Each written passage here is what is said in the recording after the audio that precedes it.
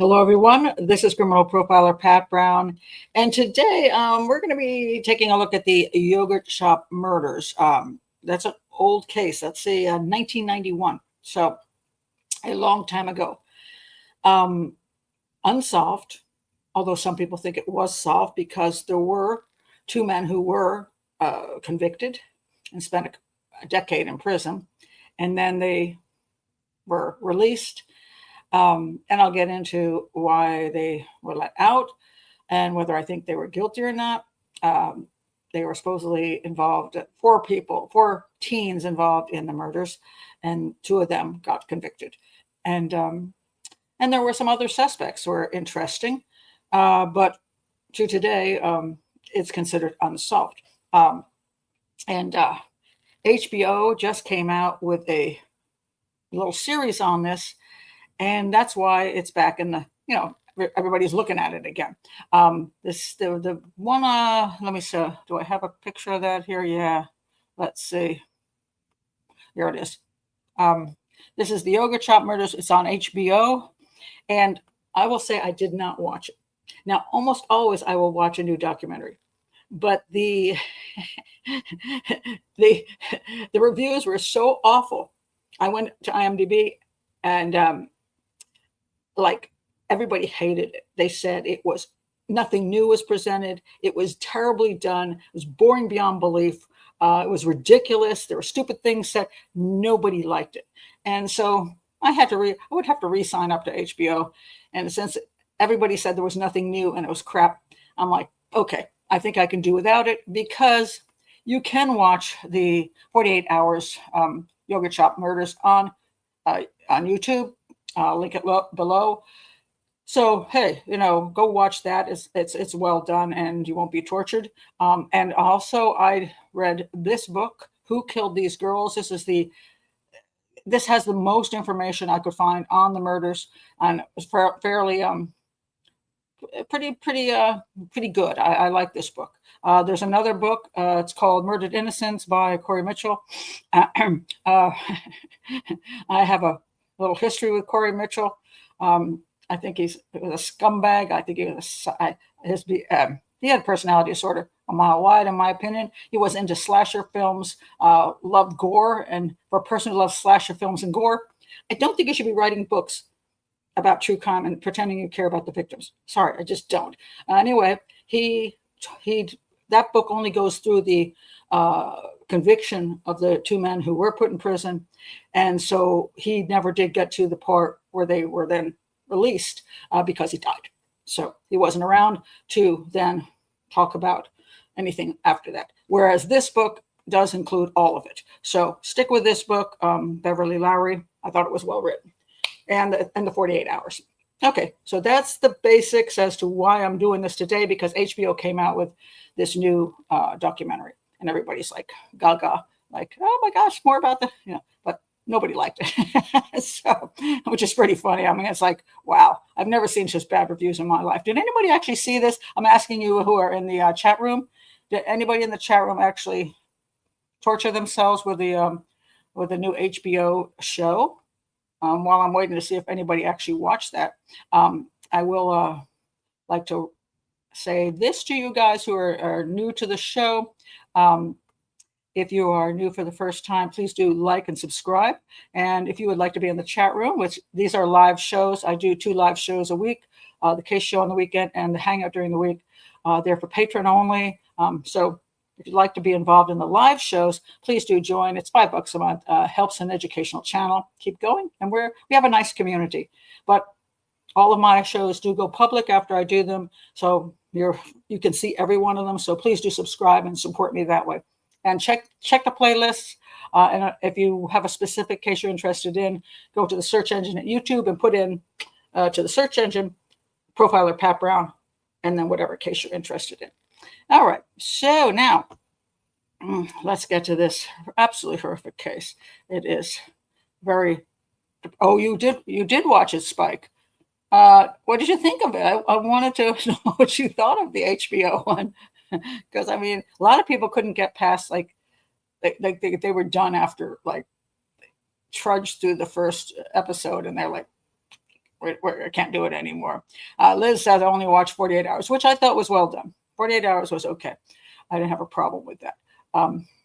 But all right, so Lane just showed up. Hi, Lane. I'm trying to see who else might have watched that. Nobody watched it. Okay. I don't think you missed anything, according to everyone. It's a very confusing case. I want to say this. I did speak about this in a hangout way back when, and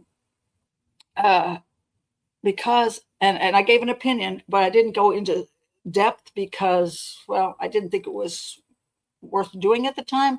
But now since this came out, I've spent more time on it, and I do have more ideas about it. But it's a very confusing case, convoluted. The evidence is very limited, which is why it's hard to figure out who did it and why. So I'm going to go into the FBI profile. I'm going to go into the suspects. I'm going to go to who I think did it. If I I think did it. And when I put quotes around that, I mean with the limited information where I would lean toward. Okay. Not that I can say absolutely. Okay, let's go to it. Okay, 1991 Austin yogurt shop killings. Okay, so this was a quadruple homicide. These four young girls, they're all teens, were killed, and it's just pretty devastating, absolutely devastating. The victims were four teenage girls. By the way, I'm using Wikipedia so I can get the basics here. We have 13-year-old Amy Ayers.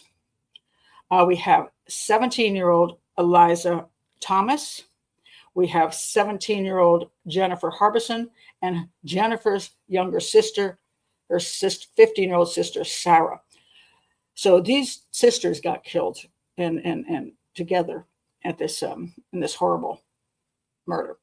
And what exactly happened was this. So these two girls, wait a minute, I got to do my fingers right on that. Sorry, it's hard to do on a green screen. These two girls, the 17-year-olds, they were the ones working at the shop together. They closed the shop up, and a lot of people say, well, why would 17-year-olds at 11 o'clock at night be closing up a shop? Shouldn't that be an adult? Back in the day, a lot of young kids, teenagers, did those kind of things, and it wasn't considered a big deal. And for the most part, nobody got murdered doing it, except in this case. So these girls were closing up the shop, and these two girls, sorry, it's tricky.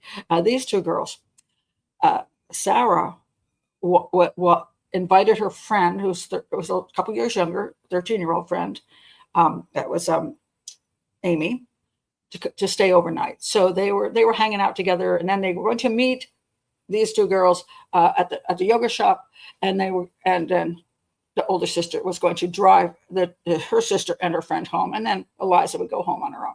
So that's kind of the setup. It was a perfectly normal night, nothing big, nothing unusual about it. Everybody was fine. None of these girls had any questionable backgrounds. They weren't drug users. They weren't sketchy in any way. They were actually the exact type of girls you would want for a daughter. All of them. I mean, they did 4-H kind of things, like raising piggies and doing farm stuff, and they're just really good girls, all four of them. Which is why it's really hard to when you see something like this happen to four girls who had a great future ahead of them, just boggles the mind, But that's the way it goes sometimes when bad people show up, and they did. So they were closing it at 11 o'clock, approximately 1 hour after closing time. A man who tried to hustle customers in his line was permitted to use. Oh no, I'm not going to go with that one. Never mind. Blah blah blah. Oh, I don't know why they're bringing this up. Anyway, so Wikipedia went sideways on this. All right. Around midnight, a police patrolman reported a fire in the shop, and the first responders discovered the bodies of the girls inside. They thought it was just a fire. So the fire, when they showed up, they're like hosing the place down, which of course compromises the crime scene. But what are you going to do when the place is on fire? And this is one of the reasons people set places on fire after they've committed a crime, because not only does the fire consume the evidence, but the firemen come in and hose it all down, and that really works. Water does a lot of damage as far as evidence is concerned. So that's a pretty smart thing to do. Set a fire. So say the fire does damage and then the water does damage. So now then they found the bodies of the girls, and it's pretty, I just can't imagine being at the scene and finding all these girls dead in there.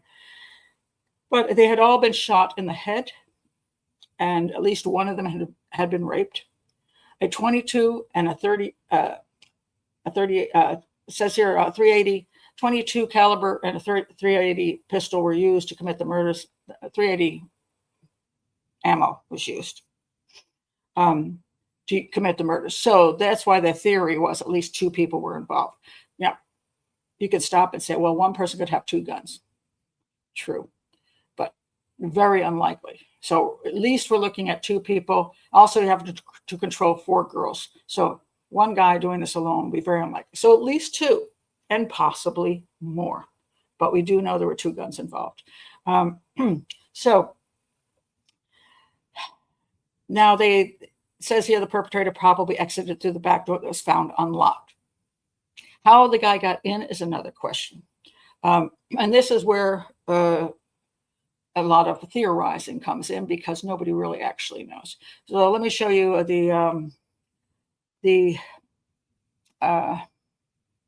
over here. You'll see a key was found in the lock of the front door shop. Now the key is on the inside. So what happens is when it was time to close, 10 minutes before it was closing time, they put the key in the front door. In other words, locked it. So even though it was supposed to be open to 11, the concept is they locked it down at 10 of, and so that they could close the place down. That doesn't mean there wasn't somebody in there. There's a witness who claims there were 2 men sitting at one of the tables in there in hoodies. Older men, they thought they were, and not teens, but this is a witness description, which means that if that's true, there were 2 men in there when they closed the place down. And the idea is when 11 o'clock hit, then they say, now you guys got to go. And then they would open up the door and the guys would leave, and they would then go to the outside and lock the door and put the key in an envelope and shove it under the door. And that was kind of the way it worked. I find it pretty scary that that's, you got a till with money in it and you got people in there and you're locking the place up. To me, it doesn't sound like a bright idea, but that seems to be the way it worked. Now, there was one of the things when they came into the place, the police, they found that the dining room chairs were already placed on top of the tables, which shows they locked the door. They put basically they're shutting the place down. However, there was one table that didn't have the chairs on top. So this is the theory that, yes, might have been 2 men still in the place when they were closing up, because therefore, if the men weren't there, they would have put chairs on that table too. But the men were there, supposedly, so the chairs weren't on the table. And those guys could have been the guys who committed the crime. They were already in the place, and they jumped up to commit the crime. Now, the issue about the back door, there also is a possibility they came in through the back. And so there's an argument over that, whether they were already in the shop or they came in through the back. Also, it's possible you could have 2 people in the shop, and then you could have people come in through the back. They could let their friends in. So it's one of these things you could come up with like 7 different theories as to what happened as far as how they accessed the place and how they cased the place and how they got into the place and all of that. The police discovered this register both open and empty. So the money, the tray of money was missing. The money was missing. It was in the back room where the girls' bodies were. But this thing about an open bag containing money underneath, I don't know what that is. I haven't heard that any place else. I happen to be in Corey Mitchell's book. I don't know what that even means. One of the things you find out in this case is that from documentary to documentary, book to book, it seems like nobody's got exactly the same information, which makes it all the more difficult to understand exactly what happened. But that is essentially what happened. Somebody either was already in there, somebody came in there, or somebody was in there and let other people in there. And then the girls were herded into the storage room, which had no windows, very small room. They were forced to disrobe, and then some of the items that they used to disrobe, uh, they used them to gag them and to tie their hands behind their back. Although not all four had their hands behind their back, at least that seems to be the way it is. They were all shot with a 22 in the head, although Amy had one shot with a 22 and one shot with a 380. And the theory on that is that she may have seen the other girls being shot and knew she was next. And so she moved more than the others, and that the 22 didn't do it. So the other guy came in and stepped in and shot her with a 380. She clearly was raped. I have interesting information on the others as to, originally they just said she was the only one raped. I always wondered why she was the only one. You got two guys there, got four girls. But later on, when I was reading this book, the DNA that she offers at the end of the book seems to indicate that more than one of them was raped, which makes more sense to me. So I'll get into the DNA issues. But at the beginning, basically, they thought it was just her.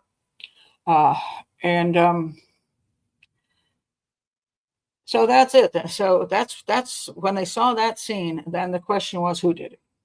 Obviously, who did it? And so now I'll get into that. Just check out some of your comments here. I'm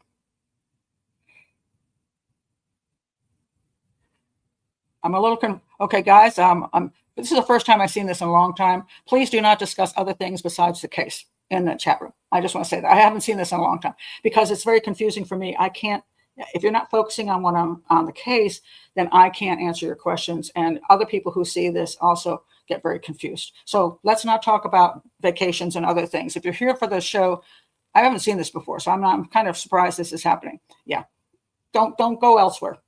No, maybe I'll have to get you all back in here. But no, if you're here for the show, this is before the show. You can talk about whatever you want to, but when you're doing the show, I appreciate that you stick to the show topic, because it's very, very confusing for me and for anybody else. Okay, so back on target, guys. All right, so now what we have here is we got the girls are dead and they don't know what's going on.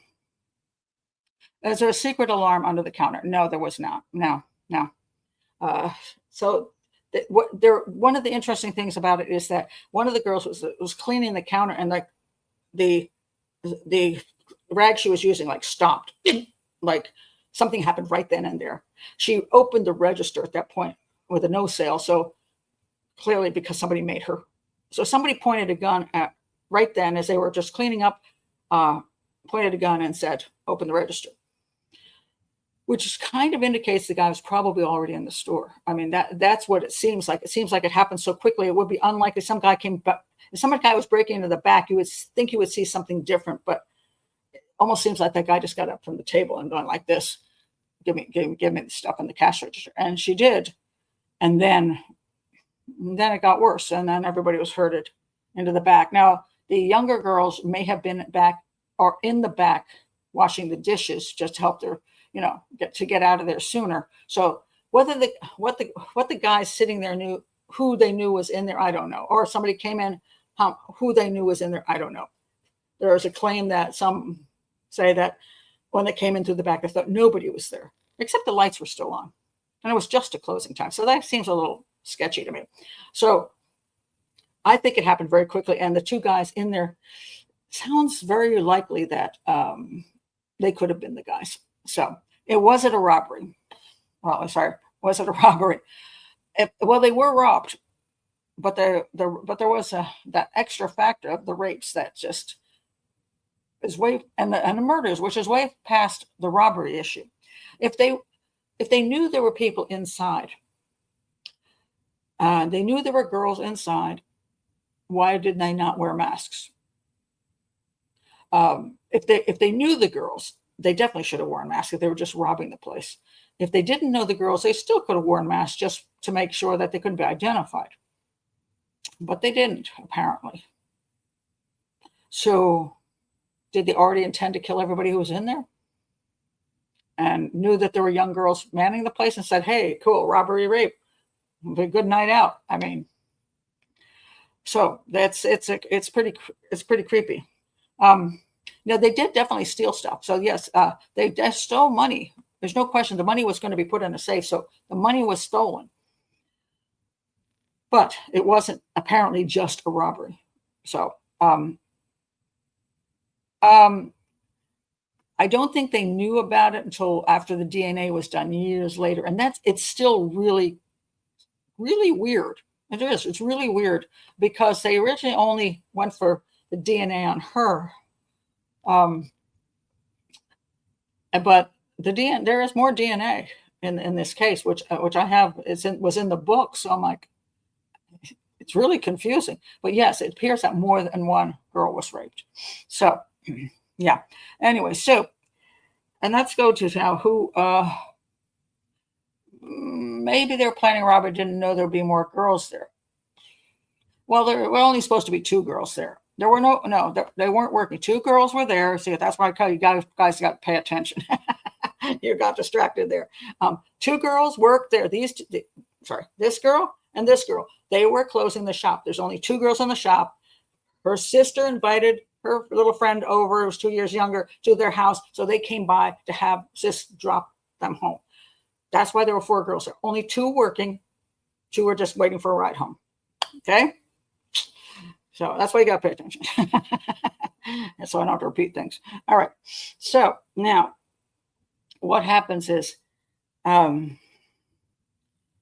initially investigators had produced a large number of persons of interest. Well, for sure. Including them was a 15-year-old caught with a .22 caliber gun, not established to be the murder weapon, although a .22 was used in the crime. And the 22 is caught in a nearby mall days after the killing. Okay. So there's this young kid, he's 15 years old, had a .22, was running around the mall. And they gave after tough questioning, they decided he was just trying to get himself out of a gun charge and eliminated him and his 3 petty criminal friends whom he implicated, none of whom are older than 17 at the time. Now, I want to show you a picture of the guys. Sorry, someone wrong here. Okay. Oh, this is the picture. This is the picture you'll often see of the 4 guys, because 2 of these guys end up getting convicted and then released. So when you look at these guys, you go, oh my God, they're a bunch of creepy dudes. All right. Okay. They actually look like this at the time. So Pierce is the one on the left. He was the one that they caught with the .22. And he ran some story about the other 3 friends helped him. They all went and killed the girls. And the guy that was in charge of the case, and I think he's in the 48 Hours documentary. No, I'm going to forget his name. Oh man, is it John? I want to tell his name because I liked him. Hold on a second. Let me just pull up the original investigator. Original investigator.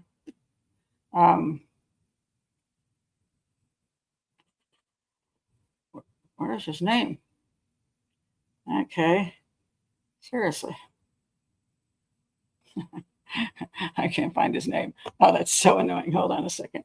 I'd like to give some people credit for what I think they did I think he did pretty good work. So I want to give him a little credit on that. Let me see if I can go to the beginning of this book and pull that up, because I feel bad if I don't. Okay. What the heck is this? Oh, okay. All right.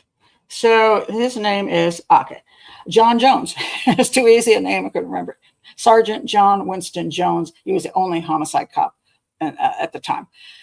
He's in the 48 Hours documentary, and I like the guy. I think he did his best under the circumstances, which weren't good circumstances. And eventually he got booted off the case, and then they brought in some other people.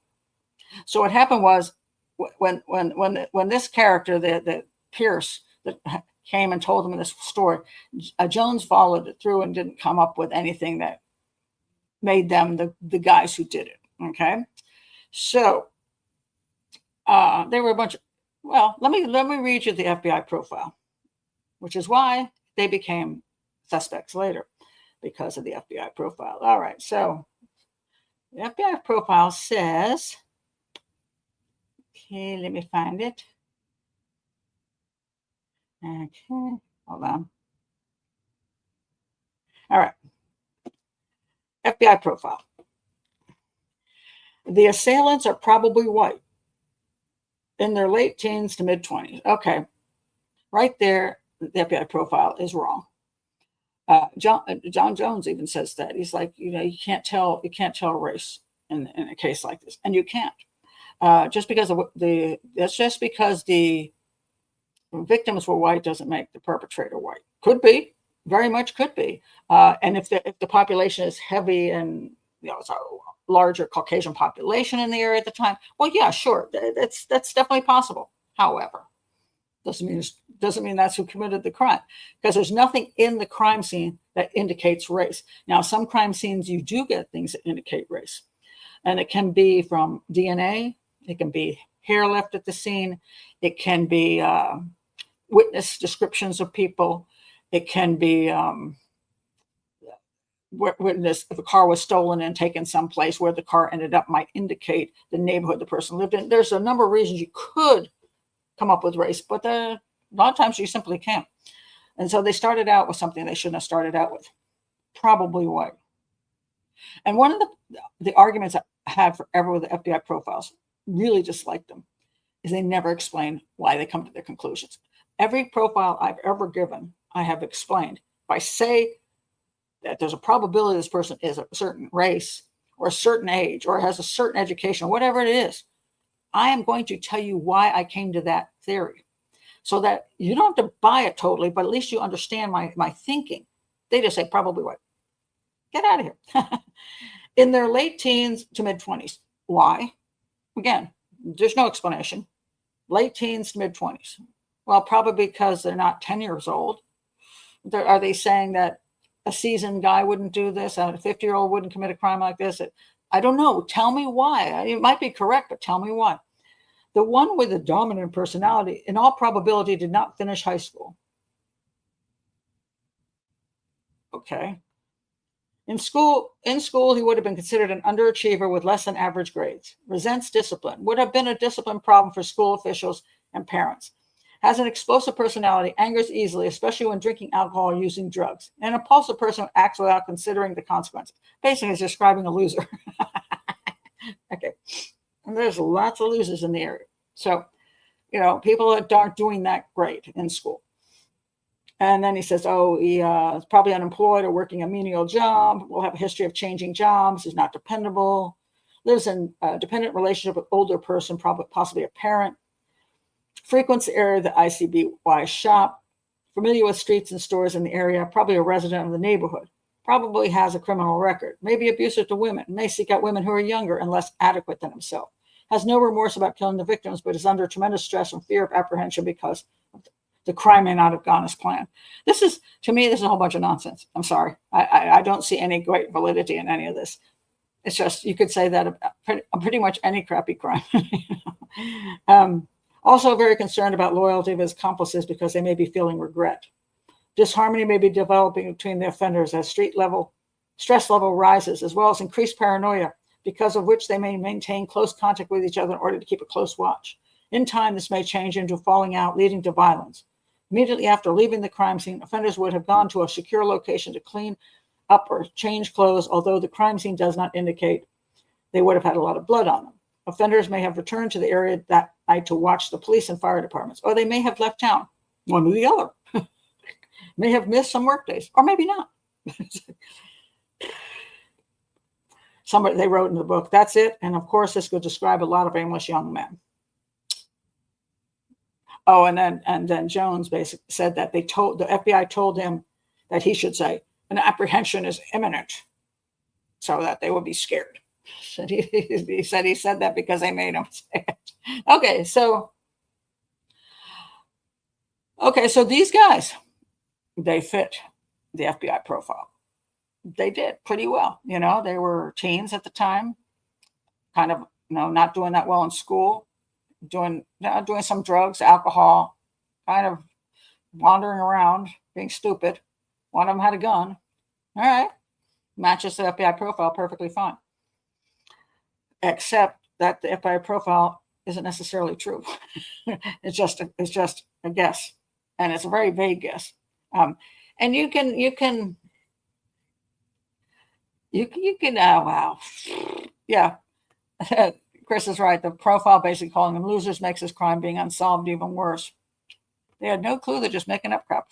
That's what it seems like to me. And again, a lot of crimes. I mean, you can always pick on, the young people would get into something like this. Let me stop and say the motive of the crime.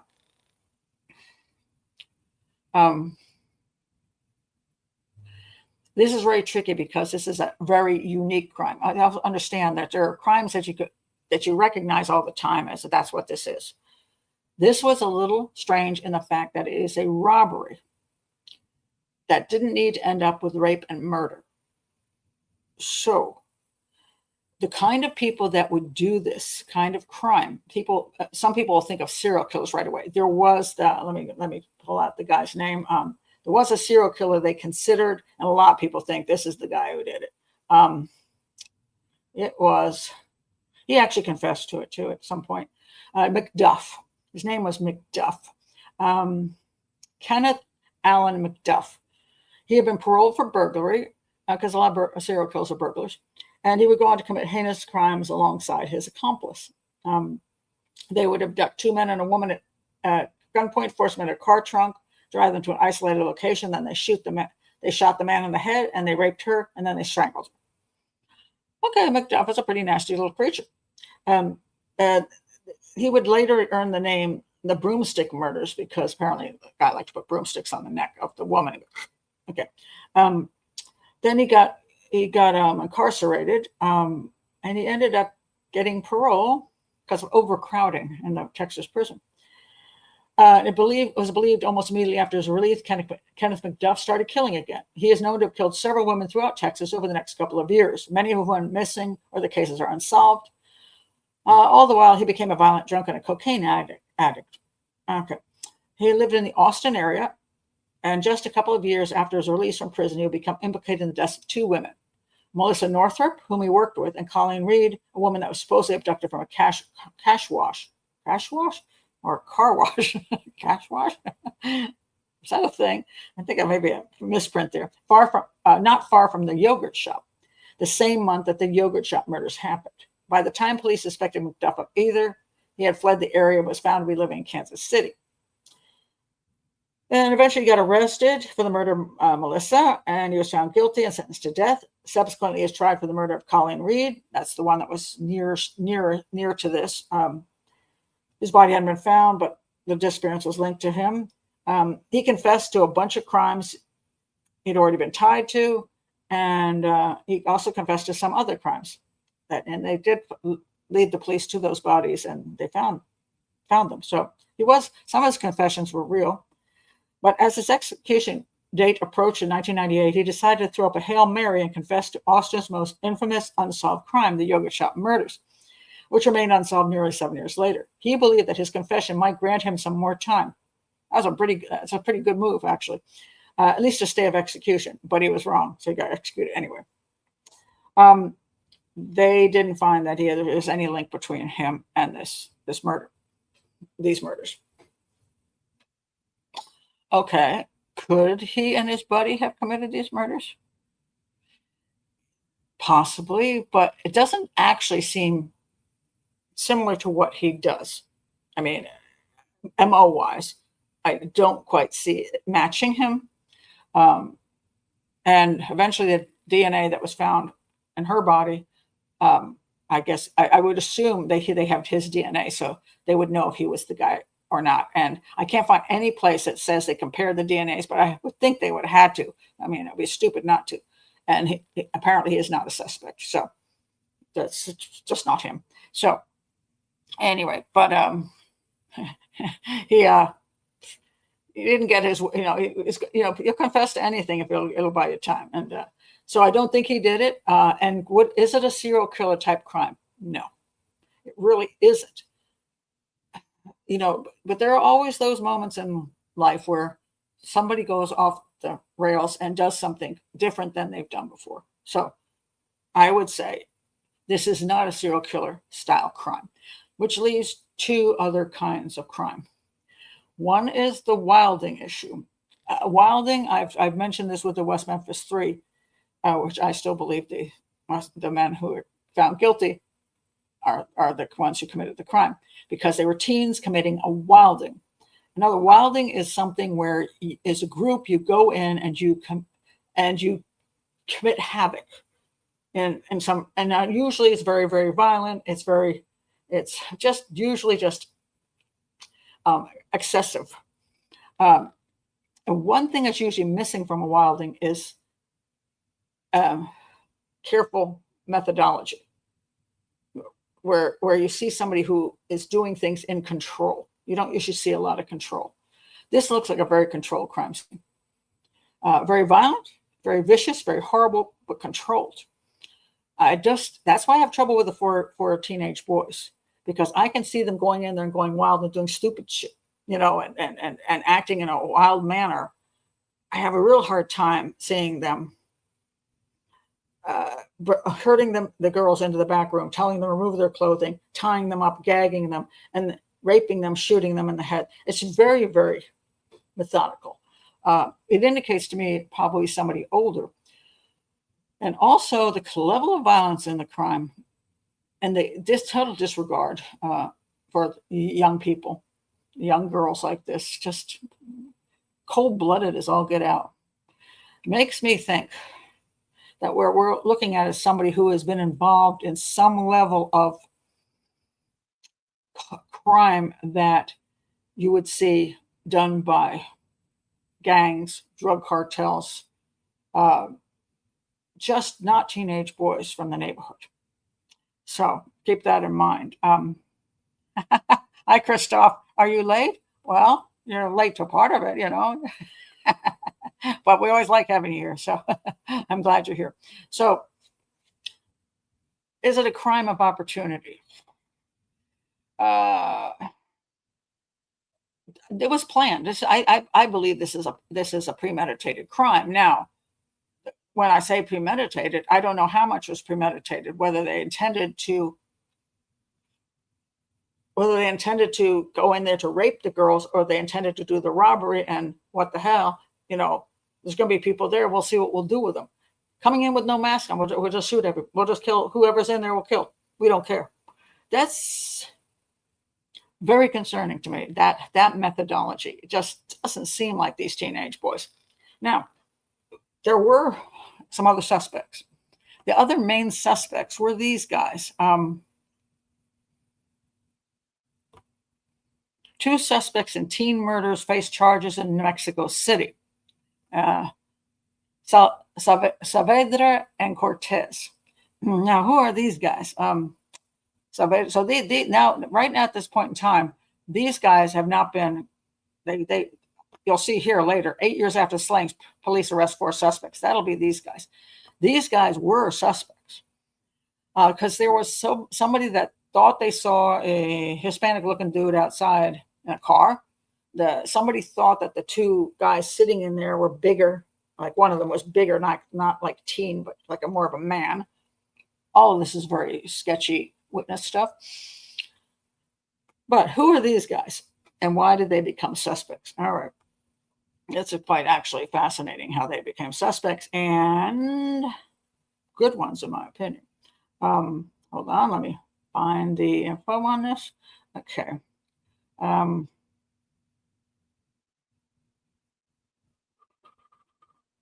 on a second. I got to figure out where I put this. I've got so many things open here now. I got to figure out which one I want to pull up for these guys. Maybe it's on here. Okay, here we go. All right. So these guys They released a sketch to the public. One was a young man, 5'4", 140 pounds, having long straight hair that reached his neck. Well, I'm guessing that's this guy.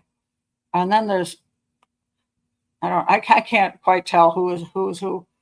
Anyway, so a few months prior, in November of 1991, 1 month before the yogurt shop murders, there was another. Oh, there was a sketch. The sketch was not from the yogurt shop murders, it's from a different crime. In that case, 3 men had kidnapped a woman from outside of an Austin nightclub, driven her to an apartment complex just down the street from the yogurt shop, and then driven her to San Antonio, roughly 80 miles away. Throughout the entire ordeal, the woman had been sexually assaulted by the 3 men at gunpoint, and she would later describe them all to the police. One of these 3 men was a sketch that was almost identical to the most recent one released to the press. A young man of similar proportions with long dark hair, appeared Native American in appearance but spoke fluent Spanish. Mexican authorities would later identify the individual from the composite images as Albert Jimenez Cortez. So that would be Cortez on the right, aka the Wizard. He was a member of the Mierdas Punks. Mierda is, I think, I'm not sure. Okay, Mierdas Punks, a Mexican motorcycle gang, 3 of whom were believed to have committed the kidnapping and rape of the woman from Austin. The leader of this trio was named Porfirio Villa Saavedra, which would be the guy on the left. Keep this guy on the left in mind, because this is kind of a weird thing that I'm going to bring up later, connection to another famous crime, Saavedra. All right, he was known as the Terminator, who alongside Cortez had acted alongside another man, Ricardo Hernandez, aka a Brujo. All had left the Austin area shortly after the yogurt shop murders and were believed to have fled to Mexico. Saavedra and Cortez were arrested by the Mexican authorities in October of 1992 and were charged with a rape kidnapping from 1991, in addition to other crimes, including drug trafficking. Because they were Mexican nationals, they were in Mexico at the time, they could not be extradited to the United States, but they could still stand trial for crimes they committed across the border. However, during their initial questioning, both supposedly confessed to involvement in the Austin yogurt shop murders, which were still completely unsolved. Because one of the men, Cortez, looked like a composite image released by the police in that crime, Mexican authorities were sure the trio had been responsible. A trial began within weeks of the rape case, but neither Saavedra or Cortez would ever be charged with the Austin yogurt shop murders, primarily because there was no evidence linking them to the crime. One was the composite image somebody supposedly seen in the parking lot, and they never named him as a suspect. And also because both men had recanted their confessions almost immediately. They claimed they had been tortured by Mexican police during their interrogations and had nothing to do with the yogurt shop crime. So the investigators would go back and forth to Mexico for a few years, trying to see if they could get anywhere with it, and they didn't. They would be convicted of other crimes, but they would never stand trial in this case. Meanwhile, the third suspect, Ricardo Hernandez, managed to avoid capture in the years to come, so he disappeared somewhere. So they were never able to clear the suspects, but there's also they had no proof that they had anything to do with the crime. So those are those guys. Now, check some of your comments here. I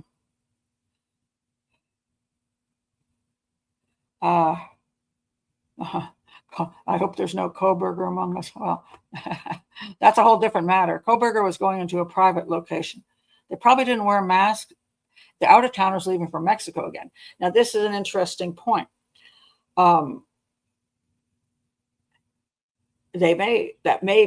Could be a possible issue.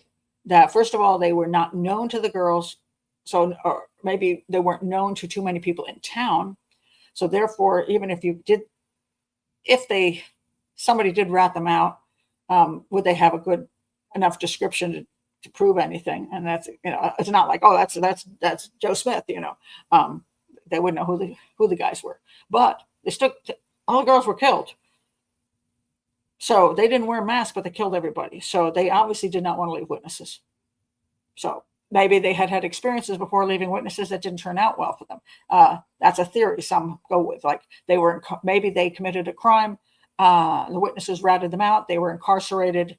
And then when they committed the next crime, they're like, we're not taking that chance again. We're going to eliminate the witnesses. Perfectly reasonable concept that they'd they'd had problems before with witnesses, so they were going to make sure there weren't any this time. So that's a possibility. Now let's go back to the next guys that okay, so now they've arrested these guys. Okay. And two of them get convicted on their confessions, only their confessions, because there's nothing but their confessions. They don't have anything else. And there's claims that one of the guys he said things that only the killers would know. Like the girls' bodies was one girl had a body on top of the other. And that Amy had ended up laying in a position with her head on her arm. And this guy in the thing showed how that was. So you're like, wow. In the book by Beverly, she has the huge section on all the the way they were interrogated, which was horrifying, absolutely horrifying. The methodology they used is a it's a famous methodology. Let me see if I can pull it up here now. I want to read you some of the testimony, the confession, shall we say, if you want to call it that. Hold on, I got to figure out how to pull this up the way I want to pull it up. Hold on. Don't do that to me. Okay, this way. This way. All right. No, this way. Okay. Let me go to, this is can find it here. All right. The read technique is what they're using. Hold on a second. It just messed me up here. Oh, for God's sakes. Seriously? Sorry. It just, all right.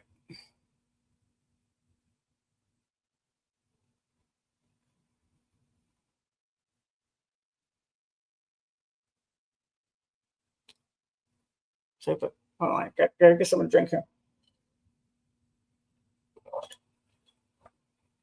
They use what is called the read technique, which has been discredited for a long time. FBI technique.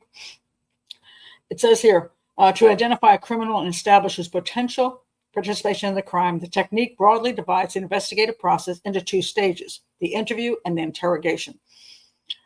The interview part, non-accusatory, friendly, and conversational. An interview can take place anywhere, in a home, backseat of a squad car, a restaurant, and its stated purpose is to search for the truth. What really happened? And most important, to determine whether or not there's reason to believe someone is guilty. To comfort the interviewee and make him feel important and smart, investigators are encouraged to take notes.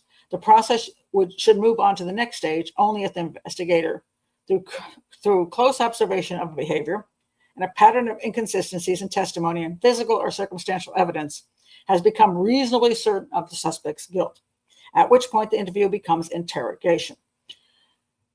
Now, one of the problems with these interviews is they're often done, they're not necessarily recorded, and during the interview process, they can really, especially with the young and very stupid people, young, not to say stupid, but I mean by young teens, they're not the brightest when it comes down to things like this a lot of times. So they can be easily led. So you get them there and you put stuff into their heads. You can give crime scene information to that juvenile.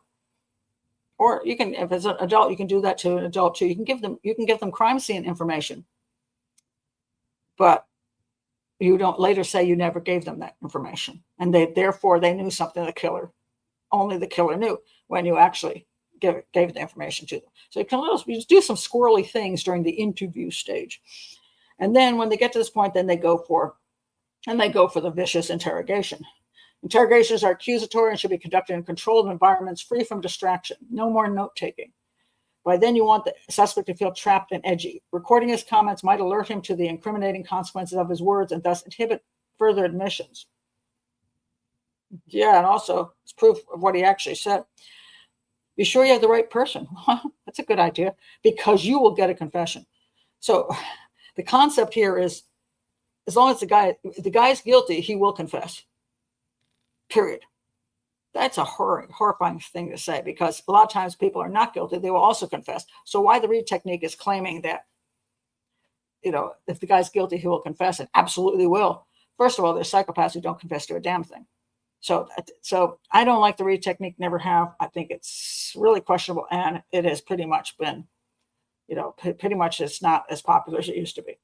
So anyway, they went and started. It said if Mike Scott, which guy is he? Let's look at Mike. Which was Mike? Okay, Mike Scott, that guy there. Okay, Mike Scott, he's the one that got convicted. He was a weak link, not because he was willing to rat out his friends, but simply because his capacity for submission, his compliance and uncertainty, and his eagerness to be liked and believed. He'd say things like, if I knew what I needed to tell you. So they basically went after him, and do you know who shot those girls? He asked him. Then he goes, oh my God, I just gave him information I shouldn't have given him. No kidding. Then he said, corrects himself, do you know who killed them? When Mike emphatically says no, Lyra reminds him that when they sat down together that morning, the first statement he made was, I remember the night of December 6th, the night the 4 girls were murdered. Mike didn't even ever say that, of course, and Lyra knows it, but Mike himself isn't sure, so the statement stands.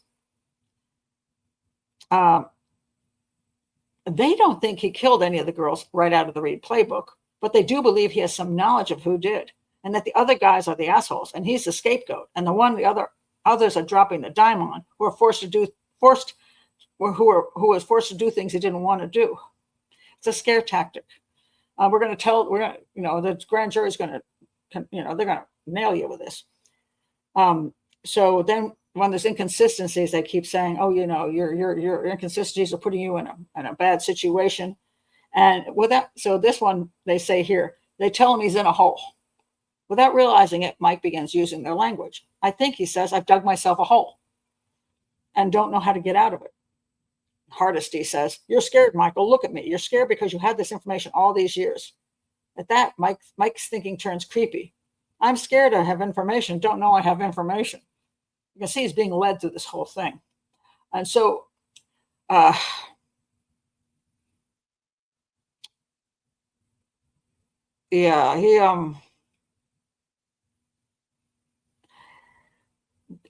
have seen this kind of methodology used before, and they keep pushing and pushing. If he says something that doesn't match, they go, that's not true. And so then he guesses something else, and they go, come on now, that's not true either. And then he guesses something else. They go, see, you came up, you knew that all along. That's the game they play. So they said here, for example, first he said they had noticed the back door of the yoga shop had been propped open, but later he abandoned this assertion. Mike's reaction is immediate. Covering his face with his hands, he breaks into tears. I don't remember going inside. And then he says, Michael, are you? Michael goes, are you telling me I went inside? And Hardesty says, I know you went inside. You know you went inside. Mike says, I don't remember going inside. Hardesty says, come on, Michael, you went inside. Earlier you said, we ran back out to the car, meaning you, Maurice, and Robert. Well, all of you were already inside. And he goes, all right. I don't honestly remember going into the building. And if you want to read all of this, just read all of this. There's a ton of it here. Every one of these is horrible. This is not what I consider decent interrogation. Interrogation should not be putting any ideas into the person's head. That when you start doing that, then it's a bad interrogation. And people have been sent to prison and to death row based on the fact that they repeated what the detectives said to them. And it's absolutely horrific. So I see this in all of the interviews that they did, interrogations that they did. I didn't see any places where they were giving true information without any kind of person manipulating them into saying what they said. So that's why these guys got convicted on the confessions that they said they were there.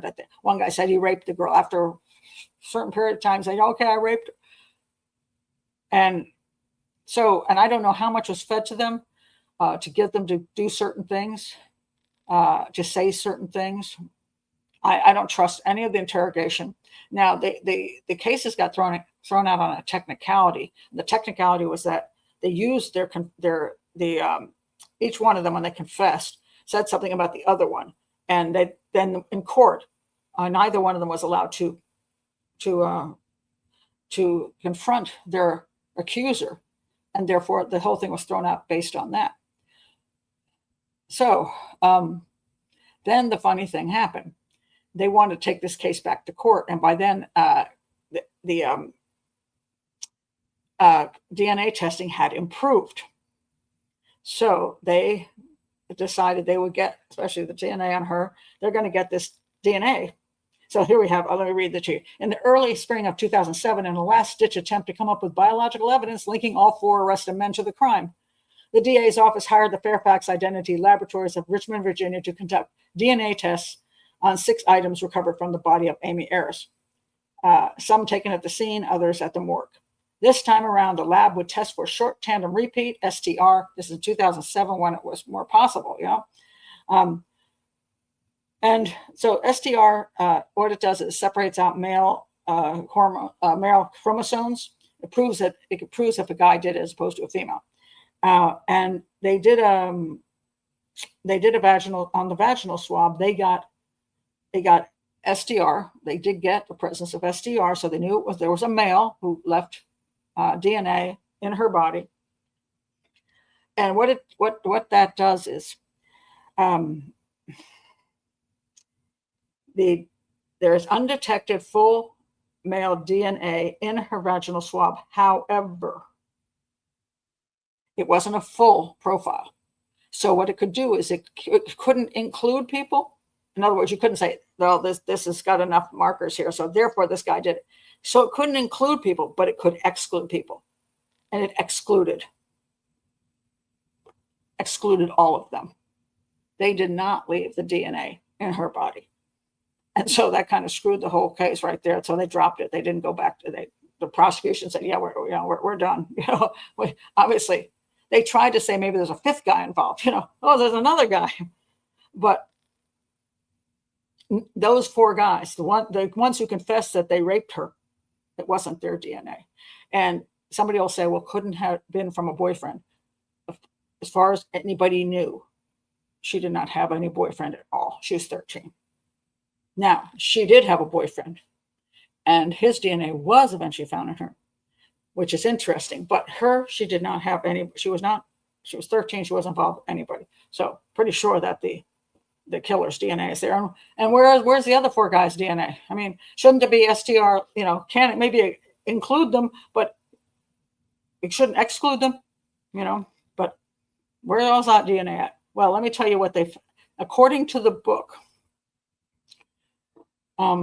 This is the Orchard Cellmark report, and I'm a little confused by this, so don't take this for absoluteness.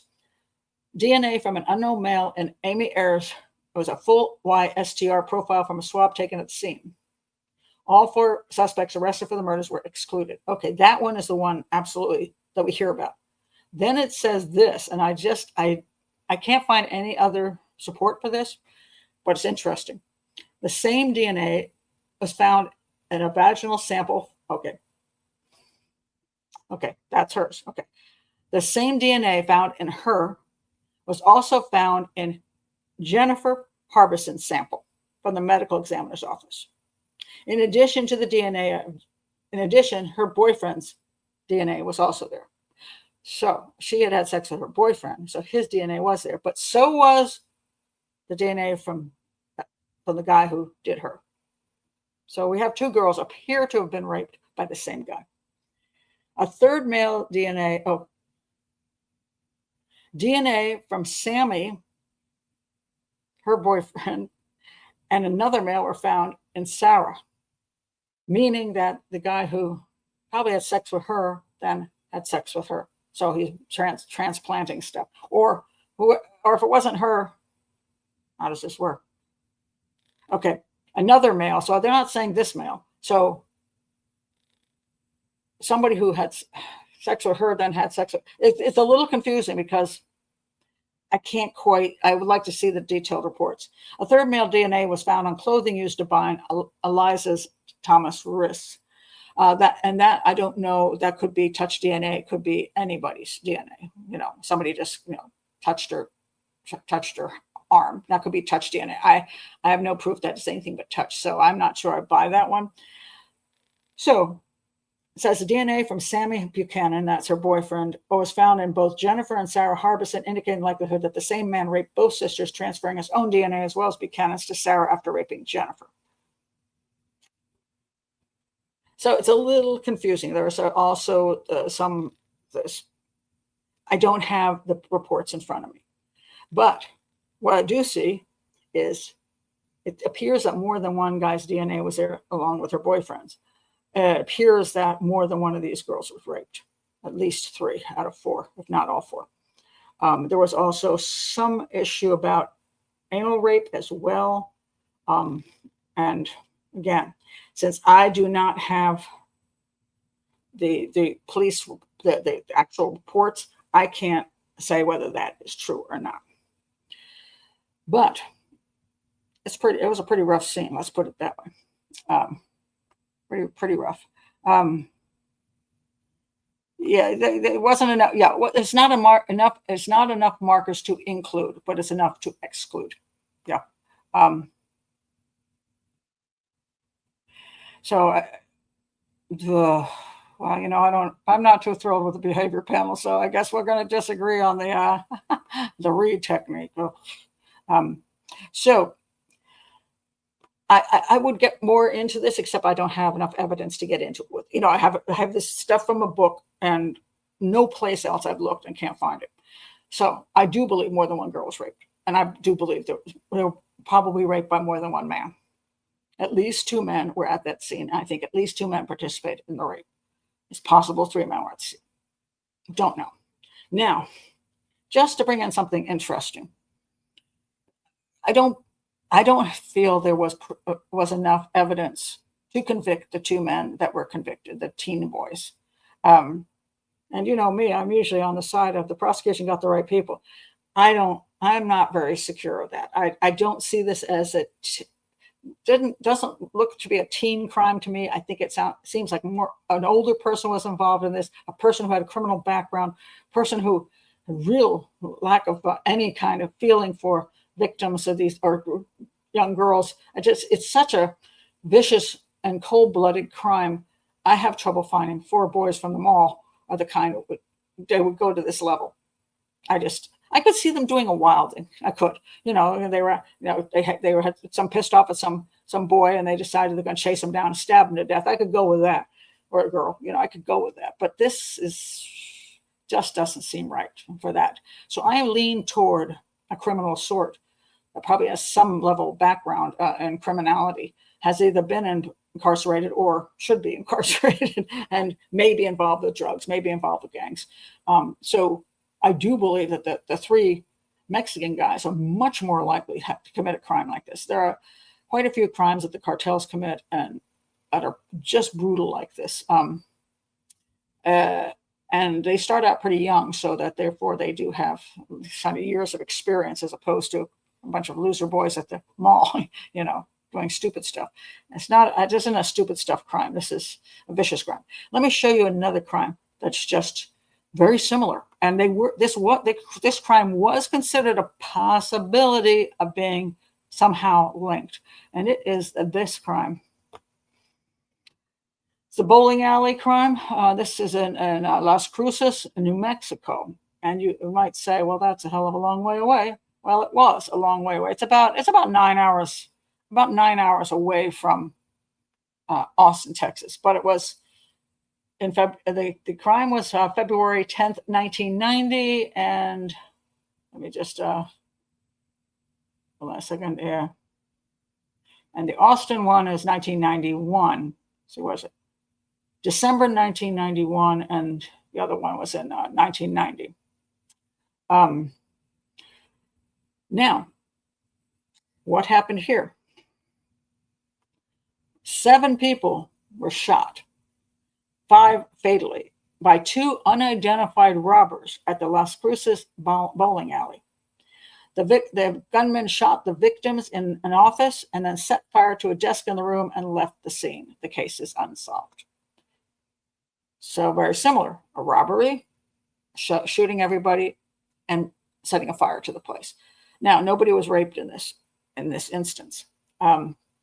The shooting, there were children that were shot in this, little children, and they were not supposed to. At that point in time, they weren't supposed to be there. So what happened was, 34-year-old Stephanie Senak. I don't know if I can know which one that is. One of the ladies. She was in her office preparing to open the business. This happened in the morning with her 12-year-old daughter, Melissa. And Melissa is the girl on the right top corner. And if you ever listen to the 911 call, because Melissa is shot like 5 times and she manages to, she's alive and she calls 911. It's a heartbreaking call, really heartbreaking. And also Amy's friend was there with her. You got to watch your friends. You bring over your friends and they get killed. Maybe it's the girl on the left is the friend. So she had, they were going to supervise the Alley's daycare. So they were 13 years old and they were going to do the daycare. The Alley's cook, Ida, was in the kitchen when 2 men entered through an unlocked door. I don't know why his doors are all unlocked, but anyway, one pulled a .22 caliber pistol and ordered her into Senak's office, where she and the daughter and the other girl, the other 13-year-old girl, were already being held by the other gunman.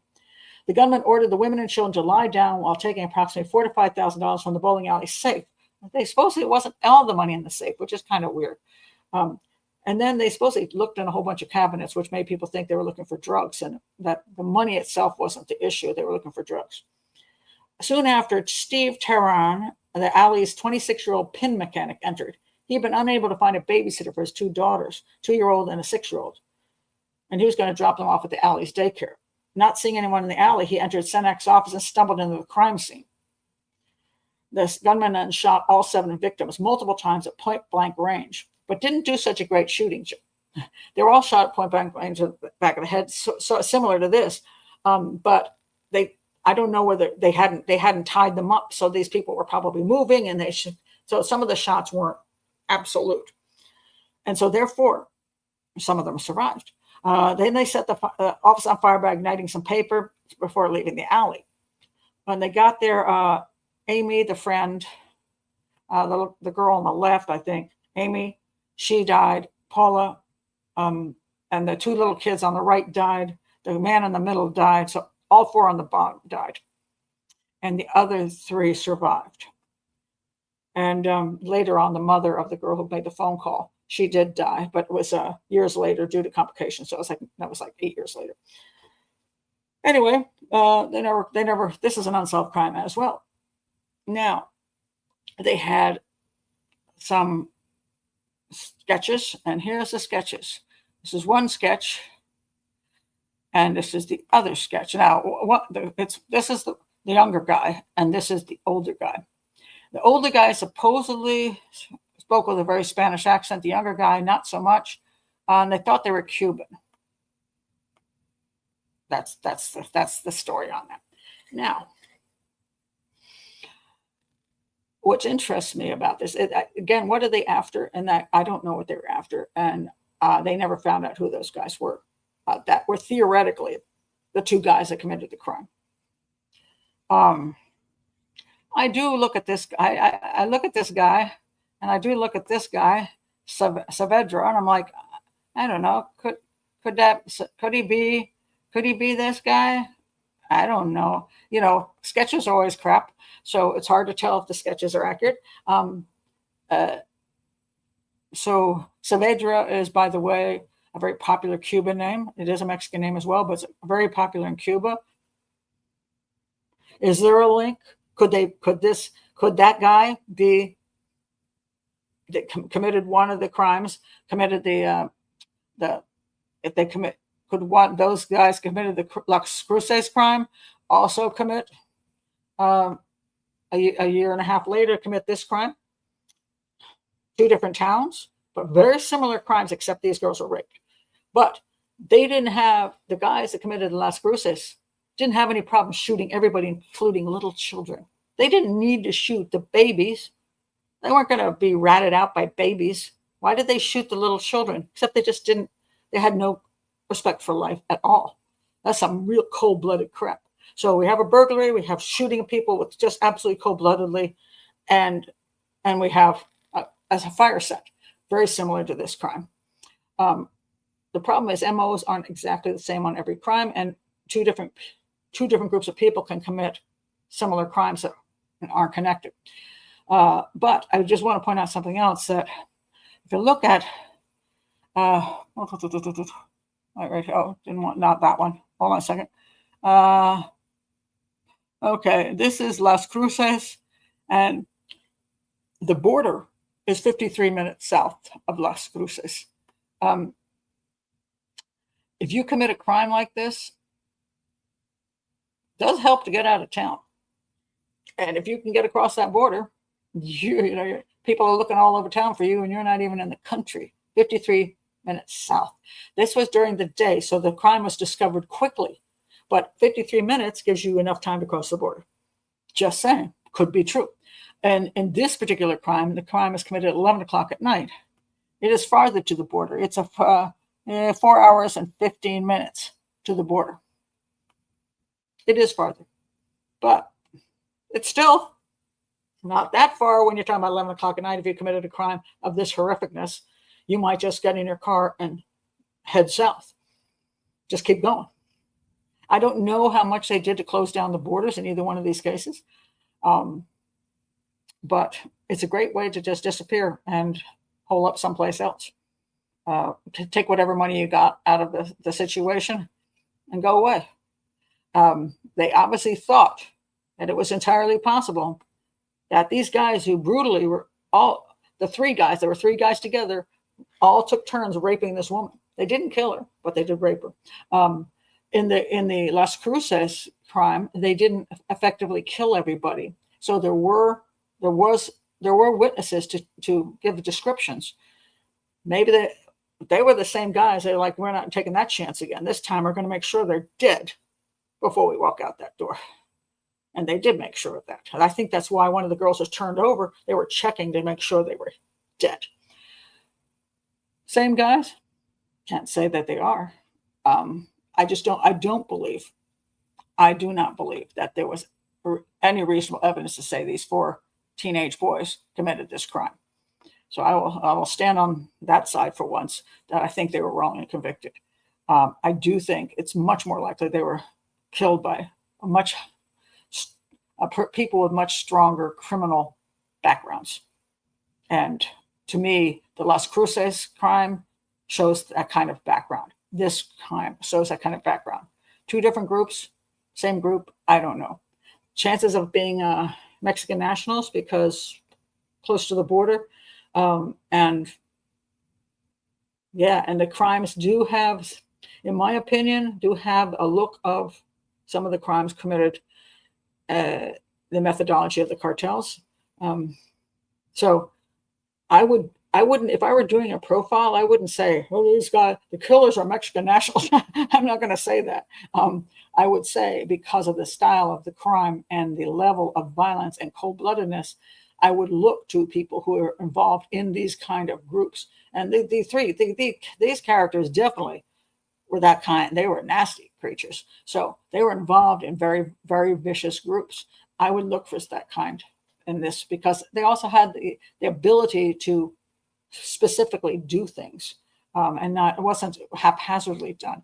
Now the Las Cruces one was a little bit more haphazard, but I don't even know if it's more haphazard. Now I don't think they expected that extra guy to roll in with some kids, but that didn't stop them from shooting everybody. And then they set the place on fire. So there was some level of knowledge that setting the place on fire is a good move, that it eliminates evidence, either from the fire or from the firefighters' water. I'll check some of your comments. Lots of Hispanic people in Las Cruces. Yeah, if it's obviously, I say it's on the border. So this is where you can't really come up with necessarily an absolute on race You can't come up with that because there's a mixed group of people. Could be anybody. Could be white, black, Hispanic. Who knows? Um, what? No, come on now. No, no, no. Yeah, nobody is orchestrating the brutal murder of 4 girls during a robbery in this level because somebody was mean to them. No, this is a criminal element. This is 100% a criminal element. That's now you do hear about the cheerleader's mother, and she ends up killing off the other cheerleader. You know, so the daughter's in competition, that kind of thing. You do get some psychopaths like that, but this is too highly orchestrated to be some little petty thing that's happening in town. This is not petty. That's why I have trouble believing the 14 boys did it. Took competence, a lot of competence. The way they did the crime was very competent. So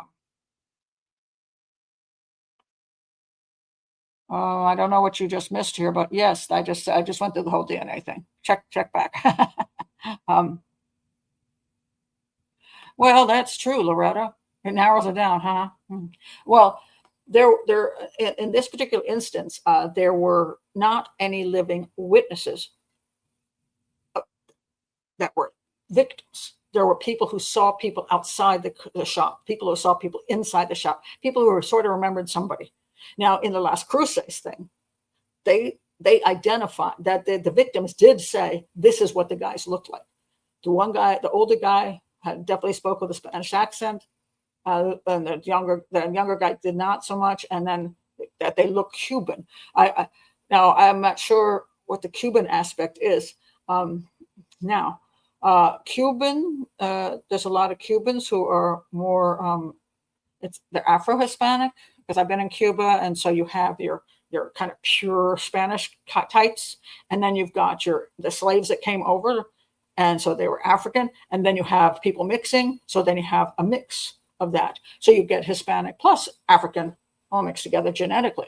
So I don't know quite what they saw in that crime. That maybe slightly darker skin, features. I don't know when again the witnesses. I would have to absolutely understand what they were saying, and I don't.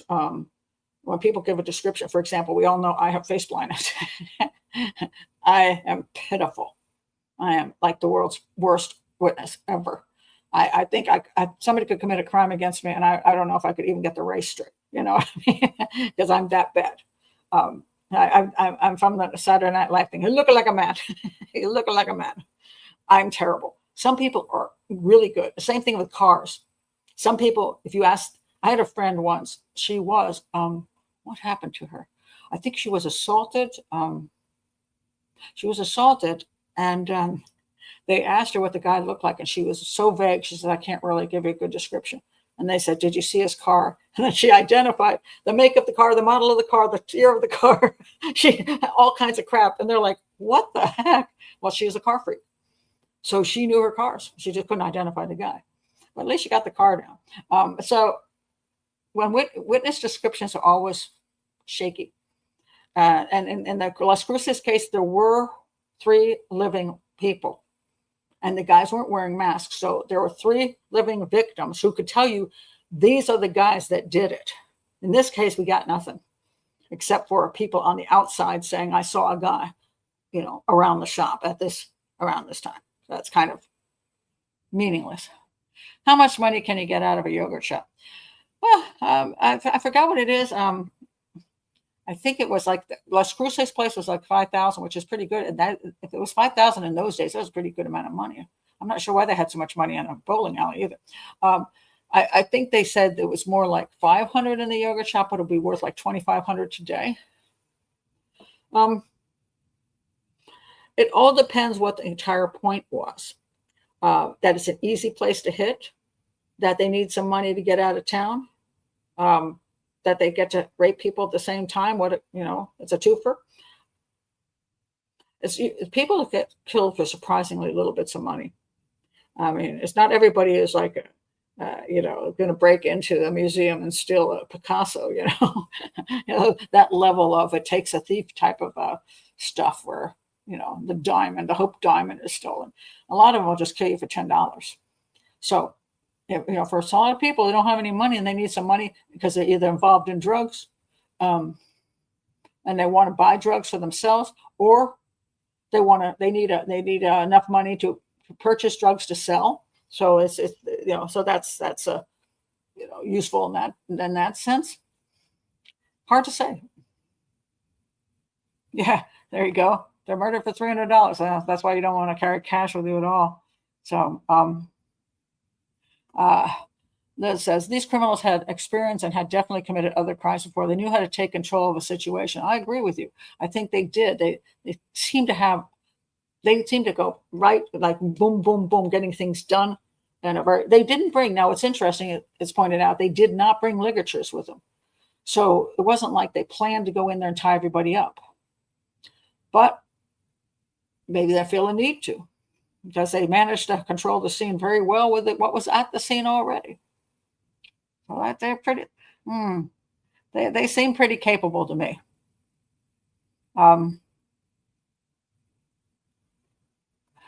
What would the motive of cartel people committing such crime? Money, or just because they messed up? I'm not saying they are. Okay, there's a difference between being actually working for the cartel to do a specific cartel thing, or being a kind of person who has been in the vicinity of cartels, in the vicinity of all those guys. They were part of motorcycle gangs, street gangs. So when I say cartel-like, what I'm referring to is more the mindset of how a certain crime is committed compared to somebody else's methodology of committing a crime. So that's what I'm talking about. And if you grow up in areas where you're very poor and the cartels are in your area, and you might have run errands for them. You could have been errand boy for the cartels. You could have been a dealer for the cartels. You could have done a lot of things for cartels, but seeing cartel violence around you and seeing cartel violence against other cartels, in other words, the territorial issues that people do get kidnapped and then executed, because these people were executed. In both cases, they were executed. I failed to use that terminology, but that's the terminology. They were executed, shot in the back of the head, executed. So that is something that is obviously very popular in the cartels, and certain gangs like MS-13. And again, this doesn't have to be. These don't have to be Mexicans committing this crime. Could be perfectly Americans.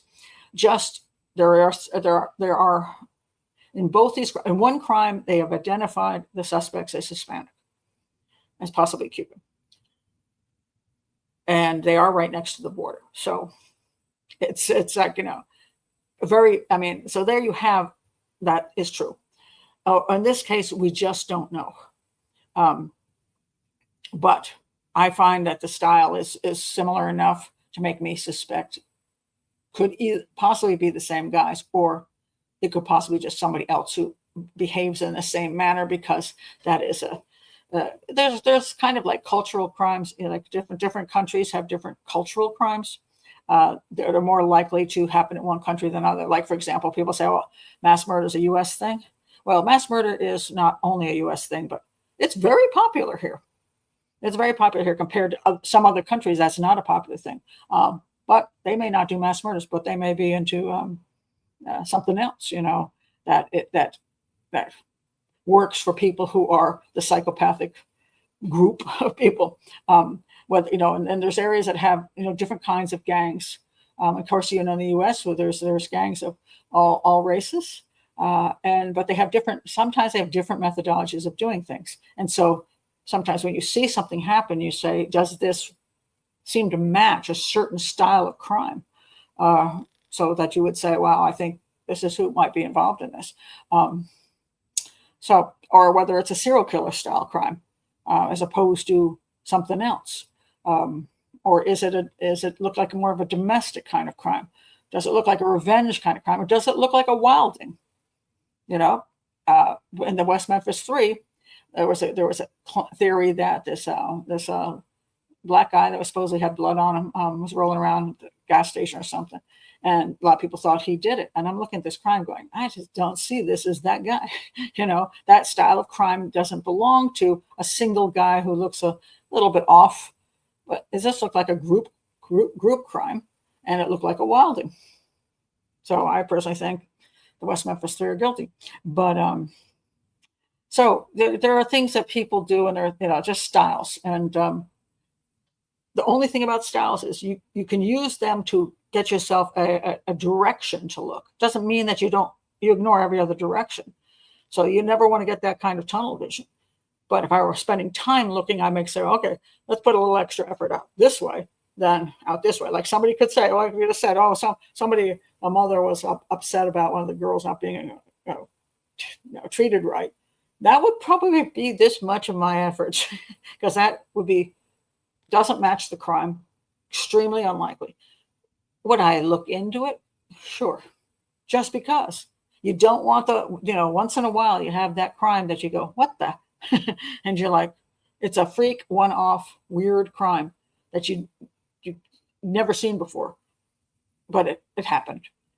And so there you go. It's like, well, so you never say never, but you want to be careful about this. But you want to have go down the right path because you only have so much manpower and money and effort available. So you have to pick the most intelligent path to go down.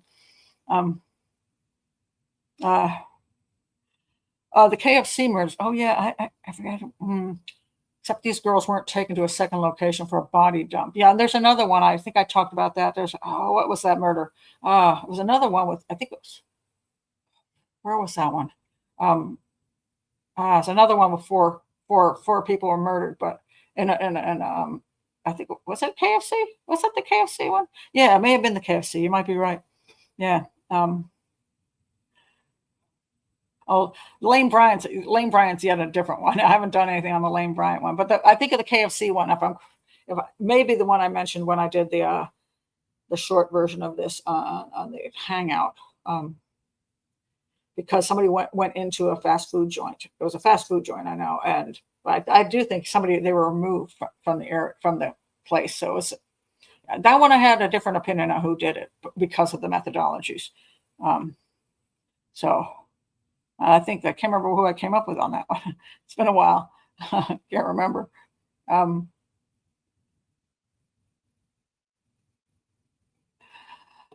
Ruth says, "What would be the motive of?" We did that one on the cartel thing. People, yeah.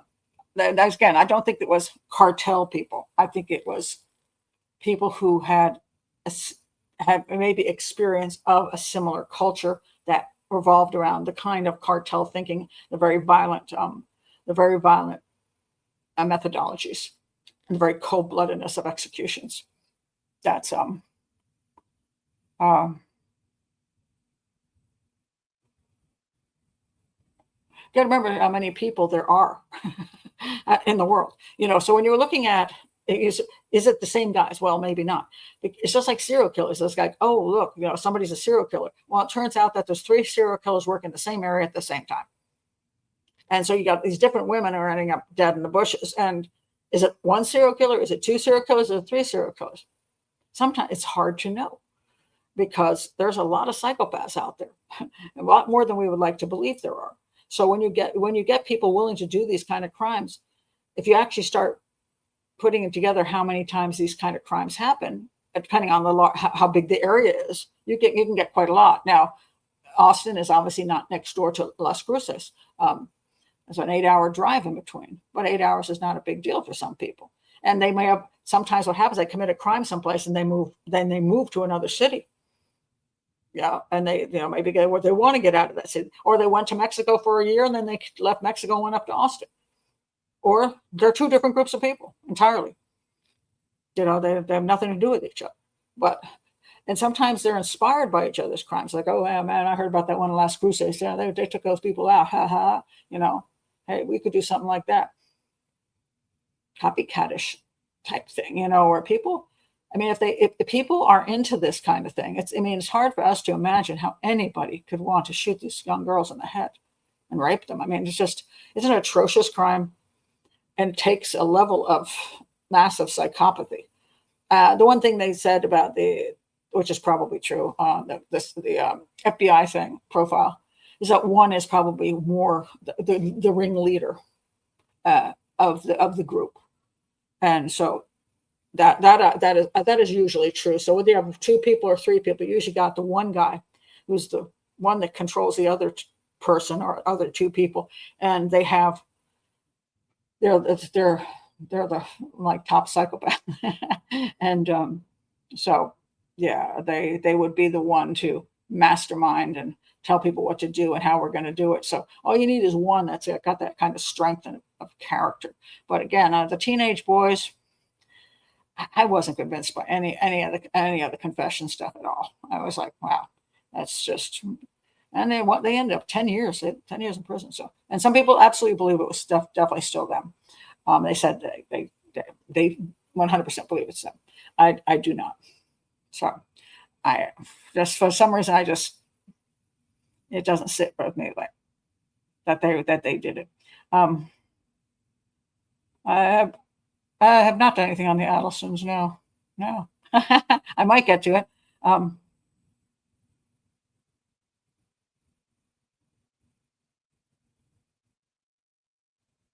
Let's see. Just looking for some more comments here.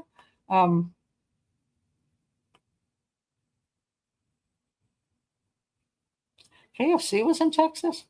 I'm trying to remember. I'm really trying to think of the one that had that similarity to this one, and I can't remember it now. Drives me crazy.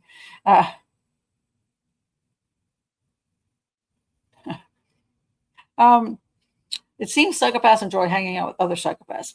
Sometimes yes, and sometimes no. Sometimes they can't get along at all because both of them are so narcissistic that they don't get along. But there are usually where they get along best is in levels. For example, Paul Bernardo and Carla Homolka, both of them are psychopaths, but he was the controlling psychopath and she was the follower female. And in mostly times in the cartels and in the mafia, you get your cartel, the dawn of the mafia, and the cartel. You get the jefe, the boss, and so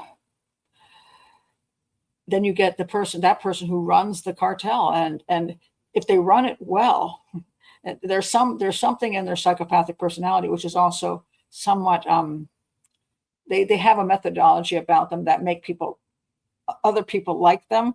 A lot of what they like is that they're getting money and a job and get to do cool things like kill people. But there's also usually something in them that is likable, and they can push the likable part. And they'll kill you too. But I mean, at least if you're working for them, you better not step over the line. But if you don't step over the line, you're hoping that you're going to benefit in all these great ways. And if you do step over the line, they'll just kill you. Or if they think you did step over the line, that will kill you too.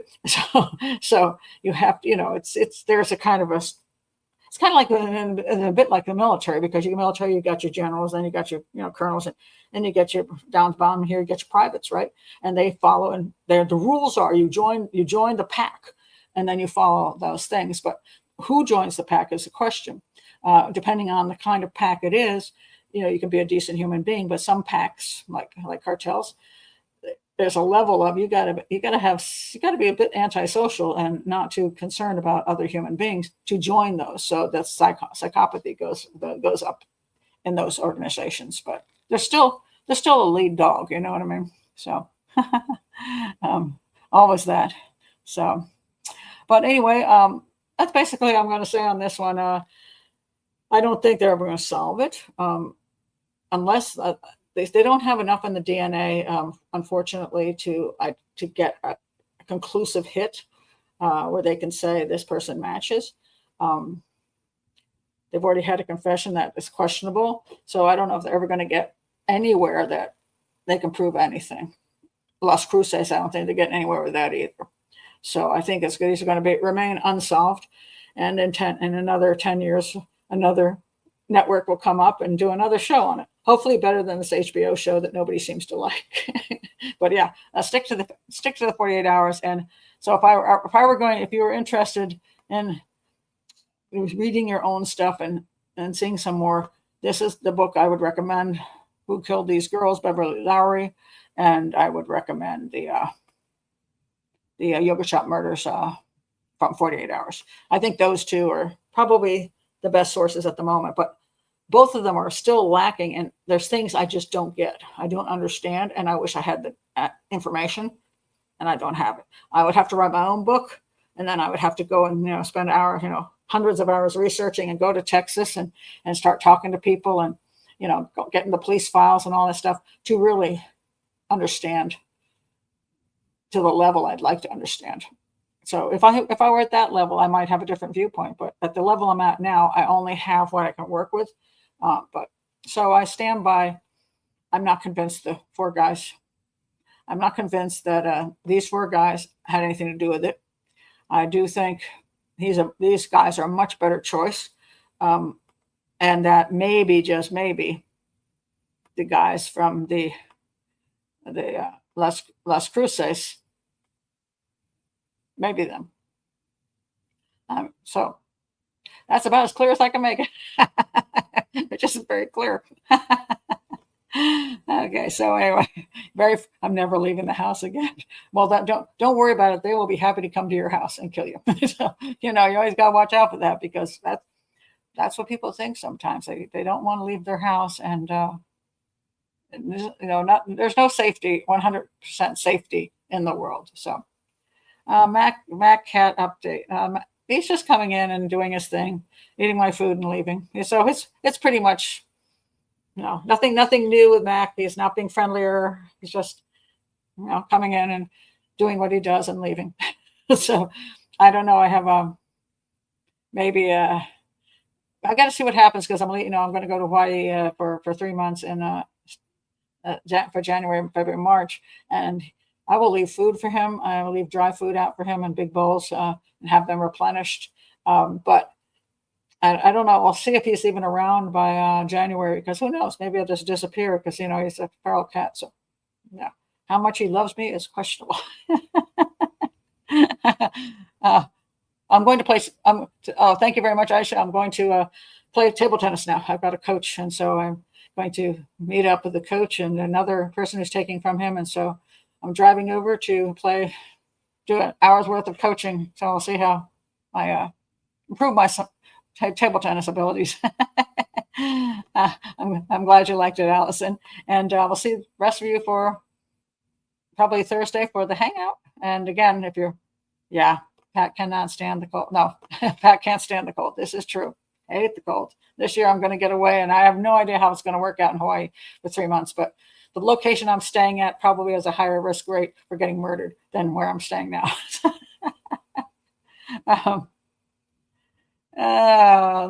He's a feral cat. I think you're giving him too much credit. I think he's just using me, but he is less scared of me. So that is true. I mean, I can get in and out of the bed, and he sits on the floor now. He doesn't back off or anything. He's not scared of me moving around now, which is really strange. But he still doesn't like my hand. If I put my hand near his face, he doesn't like that. So yeah. Well, we'll see how it goes. I'm staying in a real shithole, I think it probably is the name of it, but no, it's one room in somebody's house, and it's in a questionable area of town, because the prices in Hawaii are so outrageous.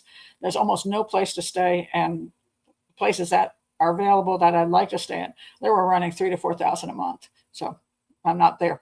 Still expensive, but I had to stay in a place that's still expensive, but not that nice. But hopefully it's nicer than I think. So I'll find out. I will give him a great review if I find out that the place is so much better than I imagine. It is going to be very cool. But I can walk to pretty much everything. So, and I'll continue doing my shows from there. So let's see how it goes. But no, I'm not really, because you have to pay on. I had to pay already on Airbnb. I paid for the first month, and by the time I get there, they already have you paid for the second month. I could maybe get out of the third month if I got out of there quickly, but I'd lose 2 months. pay some money. It's expensive. It's next year I'm going to India where it's $300 a month, and the woman said she would cook for me. I'm like, I should be in India right now. But there were other reasons I decided to do Hawaii this year. Maybe India next year. Oh no, not in Hawaii. The prices are like $400 to $500 a night if you're staying in anything hotel. So there's nothing cheap in Honolulu. You can guarantee you. So anyway, he'll probably be pissed when you come back if he's still around. Probably. But he'll still get the dry food, but he's going to be angry he doesn't get all the good food because that's what I give him personally. That's why he has to lick the fancy food off my hand, and then I hold the food bowl with the wet food in my lap. So he's required to step into my lap to eat that food. So on one hand, he won't get any of the fancy food. On the other hand, he doesn't have to deal with a big, scary beast. So maybe he'll be happier. So, yeah. Yeah, no kidding. $300 a month instead of $300 a night. Isn't that crazy? Yeah, India is a cheap place to stay. I mean, you can stay in a really nice home in India, be treated really nicely, and but in Honolulu, I mean, there's almost nothing available, and it's a little sketchy. But how is my new table tennis friend? Oh, she does. She's an artist. She's a professional artist. She's way more professional than me. Yeah, she's great. So we do our table tennis. We got the coach out to her house, and then she does 2 hours with him, and I do 1 hour. So she's great. So I'm very happy to have met her. So that vitamin D. That's a little cheaper than getting on that plane. Let me tell you. Oh Lord. So anyway, see you guys at the hangout during the week. I shall be there. I hope you will be there too. And again, if you're new to the channel, please like and subscribe and join Patreon below. So talk to you next time. Bye.